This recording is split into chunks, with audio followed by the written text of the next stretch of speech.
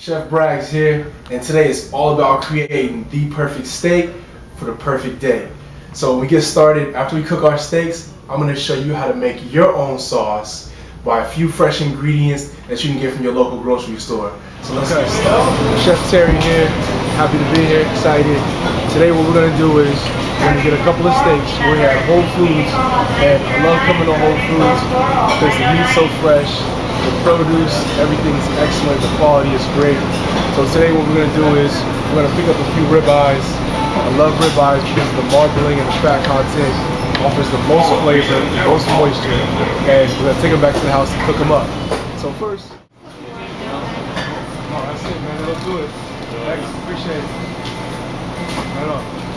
See you guys back at the house. So now that we're getting started, what we have here is our basic ribeye cut. And these are them up. All we're going to use is some kosher salt, which is better for seasoning because of the gratiness to it. It's a little chunkier, so that it's easier to handle when you're going to season your meat.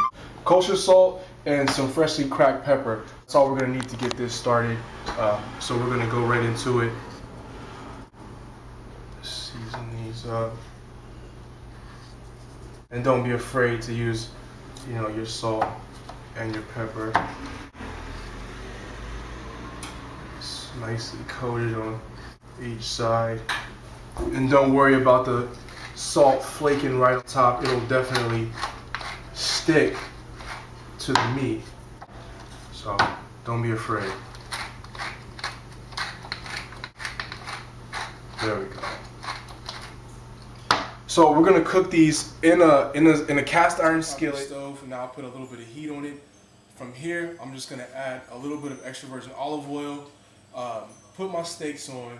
I'm only gonna sear for about 30 seconds to a minute on each side. Last thing I do is start cooking these steaks on the stove. Add my olive oil,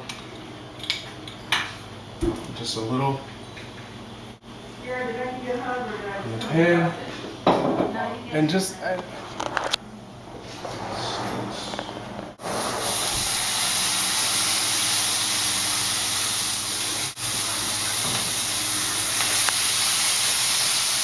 That sound there is beautiful. That is a beautiful sound because that's how you know that our pan is the exact temperature that we want it.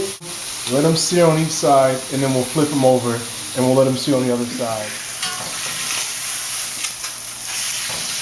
Flip them over to the other side.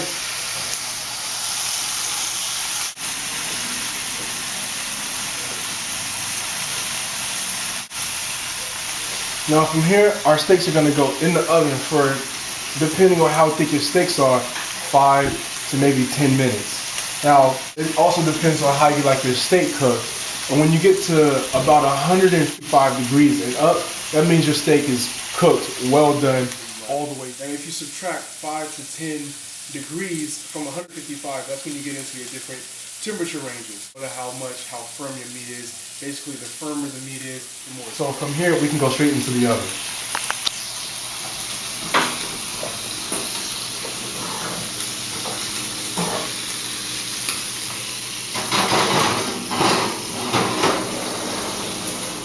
Now that our steaks are in the oven, this is the perfect time for us to get started on our sauce. And now for the sauce, all we're gonna need is some chopped up shallots.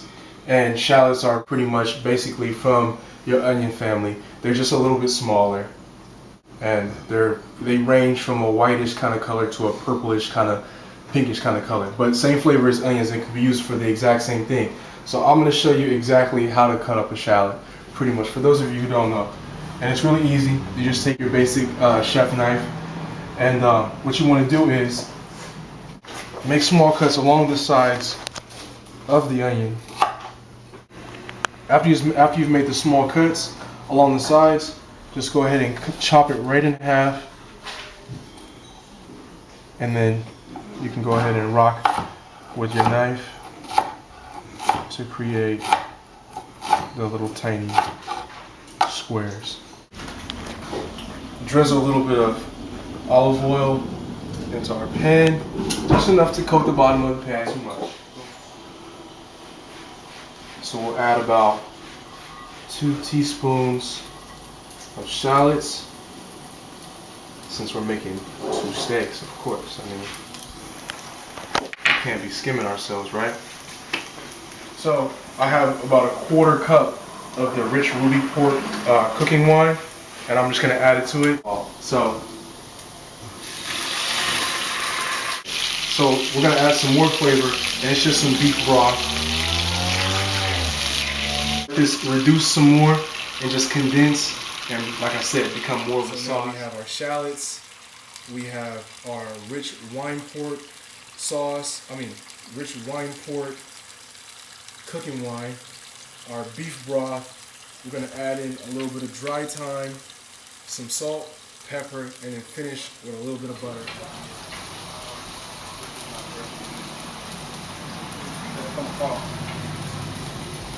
Keep in mind, you can do as much as you want or the least that you want. You know, it's all up to you. You're making the sauce and it's going to taste exactly how you want it to taste.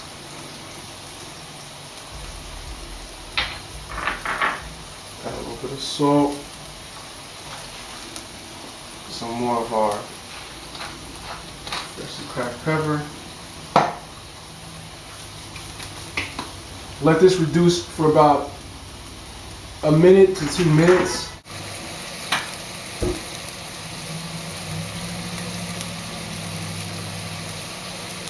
And as you stir little by little, you'll see it create more of a sauce and start to get a little thicker and a little thicker and a little thicker. I tell you, I wish you guys could smell this because it smells delicious. So just before our sauce finishes up, it's already pretty thick. I'm just gonna add about a teaspoon of butter.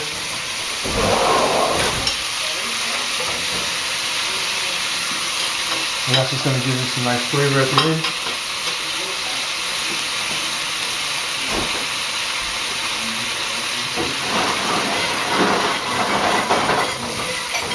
Oh yeah.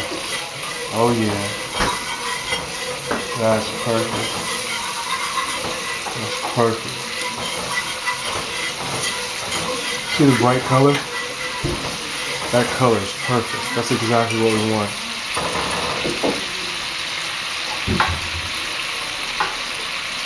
So now that our sauce is pretty much done, we can go ahead and take our steaks out of the oven. Oh man.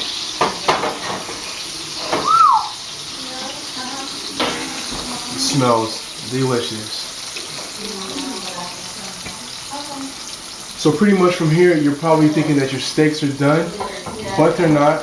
From here, we're gonna let our steaks rest for about 3 to 4 minutes.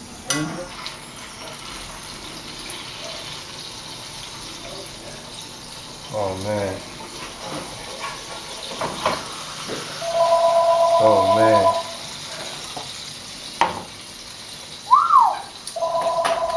All right, steaks are finished. I have my perfect date over here. Wow, nice.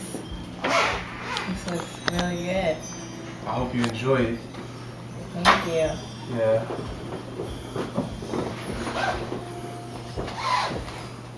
Well, our steaks are finished. We have a wonderful sauce to go with it, along with a great salad. So, bon appetit. I hope you like it. Oh, thank you.